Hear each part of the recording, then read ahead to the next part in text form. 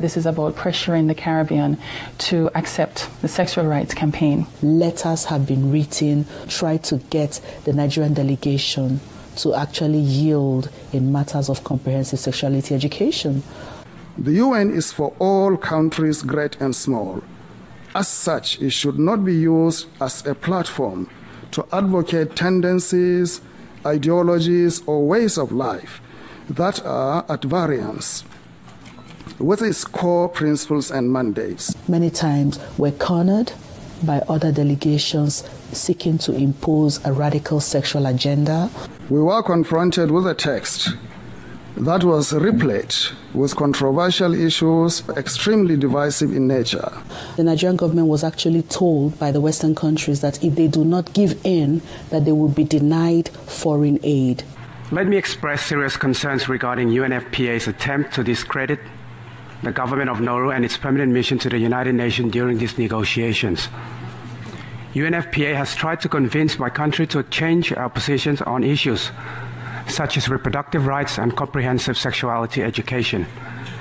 Harassing my capital or going through UNFPA's regional office in the Pacific will not change my country's position. Madam Chair, does the UNFPA think it can do this because Nauru is the smallest member state of the United Nations? The interests of organizations like UNFPA and IPPF is to get parents out of the picture and to radicalize and sexualize children. At the UN, if parental rights is being proposed in a document, it's thrown out. A report by the United Nations Special Rapporteur on the Right to Education, issued to the UN General Assembly, claimed that children have a right to comprehensive sexuality education, aimed, among other things, at abolishing guilt feelings about eroticism, and that will teach about the importance of sexual diversity. In comprehensive sexuality education, the approach is to celebrate sexual freedom or sexual license, to celebrate experimenting from a medical perspective. When sexual freedom is the priority, then sexual health is going to suffer.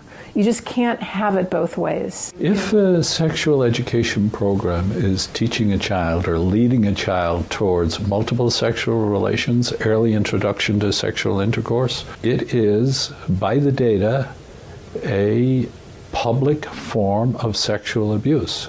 Out-of-wedlock births are going to skyrocket. They're going to have many more abortions. They're going to have much more STDs. The probability of depressions and anxiety directly out of matters sexual increase very significantly. So our country had a secret visit from the U.S. Special Envoy for LGBT Rights, Mr. Randy Berry. He was accompanied by the Senior LGBT Coordinator for USAID, Mr. Todd Larkin, to try and see what the Jamaican climate was regarding sexual rights and how they could influence change. We were able to notify the public about this visit and to send a very clear message to the U.S. government that Jamaica will not be pressured into changing our values and our culture that protects the family. The Center for Disease Control, in their own research, shared information that 2% of the population of the U.S. are men who have sex with men. And of that 2%, they account for 68% of the HIV infection. And the government of the United States spends $12 billion annually just to take care of that. I actually had to say to them that Jamaica cannot afford to spend that kind of money.